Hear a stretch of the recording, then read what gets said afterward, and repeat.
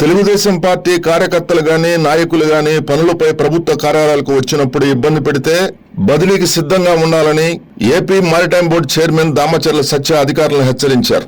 ప్రకాశం జిల్లా కొండపులో జరిగిన మినీ మహానాడు కార్యక్రమంలో సత్య ప్రసంగిస్తూ గత ప్రభుత్వంలో తమ కార్యకర్తలు అనేక ఇబ్బందులకు గురయ్యారని చెప్పారు.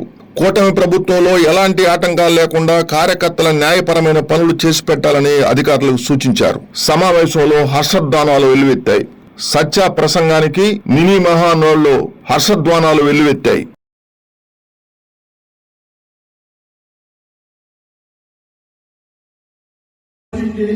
ఇంత కీర్తించినప్పుడు ఈ నియోజకవర్గ తిరిగి మేము కూడా ఏదో ఇవ్వాల్సిన బాధ్యత ఆ భయం ఉందని కూడా నేను తెలియజేస్తా ఉన్నాను. కాకపోతే పనులు కొంచెం ముందు అవుతుంది వెనక అవుతుంది. మనం సిస్టమ్ లో ఉన్నాం. గత ప్రభుత్వం సిస్టమ్ లో అడగచ్చు మీరు తప్పలేదు. ఆవిడ సిస్టమ్ తప్పంటే 11 సీట్లు పరిమితమయ్యాడు. ఈ రోజు నేను గౌరవ మంత్రివర్గ గారు కూడా చెప్పదలుచుకున్నాను. తెలుగుదేశం పార్టీ సభ్యులు ఉన్న ప్రతి కార్యకర్తని ఏ అధికారి గౌరవించడో వాడిని అర్జెంట్ గా కాన్సెంట్రేట్ తీయమని కూడా ఎందుకంటే జాతీయ పార్టీ సలహాదారు నారా లోకేష్ గారు మొన్న మీటింగ్ లో కూడా చెప్పడం జరిగింది. జెండా మోసిన కార్యకర్తలకు గౌరవం ఇవ్వప్పుడు ఆ అధికారి ఉండటానికి లేదు ఇక్కడ. ఎందుకంటే కష్టాల్లో మనం ఉన్నాం.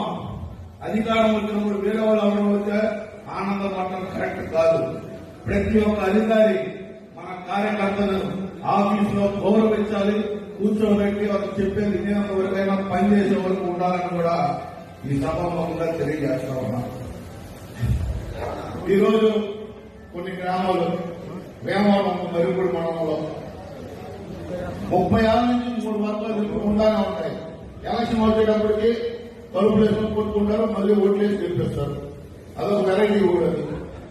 కానీ ప్రభుత్వం వస్తే ఎప్పుడు 3 వర్గాలు 30 సంవత్సరాల నుంచి ఒక తరం మారుతుంది. కొత్త ఓటర్లు వచ్చారు, ఆలోచనలు మారినాయి.